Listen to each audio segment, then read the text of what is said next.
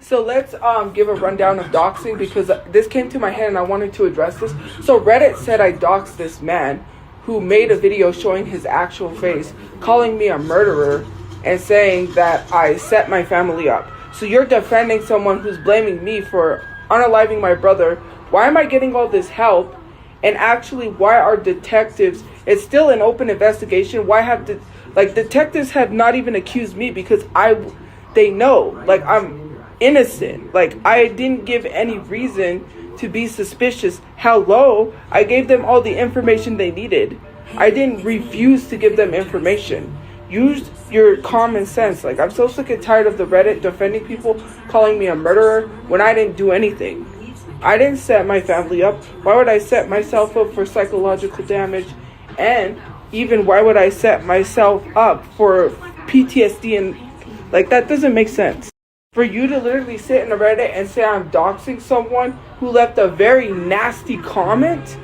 It was a very nasty comment under someone's post, which I believe was Aunt Karen's post. I believe that was the person who called me a murderer, who literally accused me of setting my family up when he has a video up saying that his sister got hit by a car. Now, I could be a nasty person and say, well, maybe your sister set herself up to get hit by a car. Maybe she told that person to hit her with the car. Maybe, I could just be that nasty, but I'm not going to say anything like that. That is very nasty. I'm not going to talk horrible about people because, I told people I could have went there with that dude. You're literally defending a dude who called me a murderer because they believe things that are not even out there. First of all, why am I, if I had anything to do with setting my family up, I wouldn't be getting help. I would be in jail right now. Use your common sense. If they even thought I was remotely suspicious or anything, then the detectives wouldn't have let me leave the crime scene and go eat and be able to shop and get clothes and be in close contact with my family and help me get resources to get housing. Like, do these people not think? They could visibly see I was distraught and in a very horrible situation of a carjacking homicide. My brother was murdered. And you guys have the audacity to defend people. I have to relive this situation. And I feel bad for even having some sort of relief to the future that, I'm relieved we're getting a place. But without my brother, it's not fair. My brother died homeless. What? I can't. And it sucks having to look at the internet and say you murdered your family. If I did that, I wouldn't be here and being kept safe. It doesn't make sense. Like, I'm literally being kept safe because it's still an active investigation. We don't know why the guy did what he did. I don't know if he was connected to anybody that wanted to target my brother. I'm the one that's being blamed for setting my family up, but why not the Discord? I saw a comment where someone said the Discord said days before this happened to shoot up my brother's car. Huh?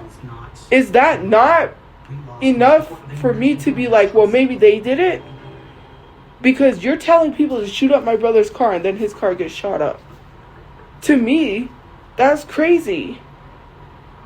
Right? If anyone's to blame, and especially the person that said they were going to rip me out of the car on my mom's station head, and two of the things that people described happened, that is so weird. It's crazy. Insane. People are 100% correct. I have survivor's guilt. Sometimes I wish I had a time machine. I wish time machines were real so I could go back and warn my family and we wouldn't have to deal with this tragedy. It's hard enough as it is to have to live without a sibling. I have no siblings anymore. It's so hard. I can't even process. Me and my mom are all we have, and to have to come to the internet and see people say I set my family up. I wouldn't put my mom through losing a child. I'm not that evil, but I know some people who are probably that evil. The internet has been so evil to leave me nasty threats that the police never took it seriously. I believe y'all would be evil enough to do that. Of course, you would defend someone spreading misinformation and calling me a murderer and putting me in danger.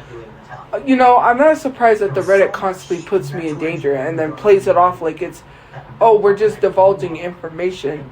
If that person does not want their face to be seen, then they shouldn't be plastering it on a TikTok, and then you're trying to say, oh, she's doxing you, when he called me a murderer, putting me in harm's way. Someone could go out of their way and take matters into their own hands. How do I not know that this guy did not try to take matters in his own hands because people labeled my brother a predator? How do I not know that?